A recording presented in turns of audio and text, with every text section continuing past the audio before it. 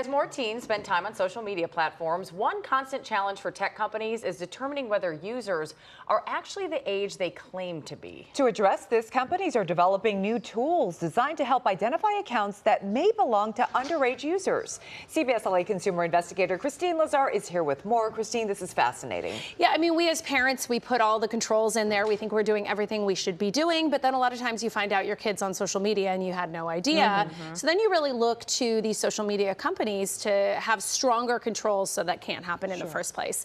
Meta announced this morning new tools it's using with AI-powered technology to help identify accounts that could belong to underage users. So what do these tools mean for teen safety? I'm joined live now by Jen Hanley. She's the head of North American Safety at Meta. Jen, thanks so much for joining us. Thank you so much for having me. So let's just first go through this technology. What is this new age assurance technology being announced, and what problem is it designed to solve? Yes, so, in order to use Facebook or Instagram, people need to be over the age of 13. But just as you mentioned, that there are times that people may misrepresent their age. So we, for many years, have been working to find and remove underage accounts, those who should not be on our platforms because they're not 13 or over. And so now what we're announcing is that we're able to use technology, thanks to advancements with AI, to help us find and remove those, to really strengthen our efforts to enforce against underage accounts. So our systems are now able to use technology and look at different signals on accounts. So not just someone admitting that they're age 12, but perhaps putting in information about their birth date, or looking for things about the grade level that they're in.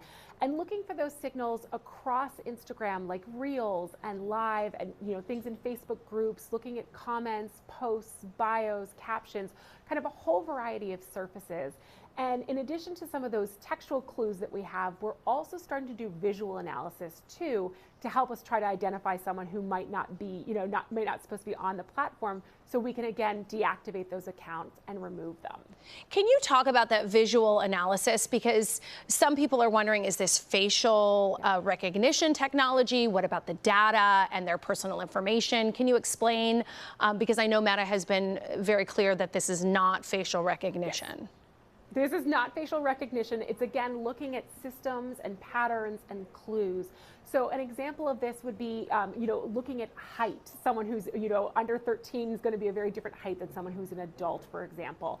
The visual clues also looked at like bone structure. So not matching you to your face as who you are and your identity, but instead looking at the bone structure, certain characteristics on the face of someone who may be a child versus an adult. So those are some of the things. We have other technology that we're using also to determine if someone's a teen or an adult, and that looks at other signals too, things like how old an account might be, other information about interacting with types of accounts that might all be teenagers, or content aimed at teenagers, or things that might be for adults. So those are all the different clues that we're using, but again, it's less about all of your personal information and matching you to who you are, and about characteristics and signals.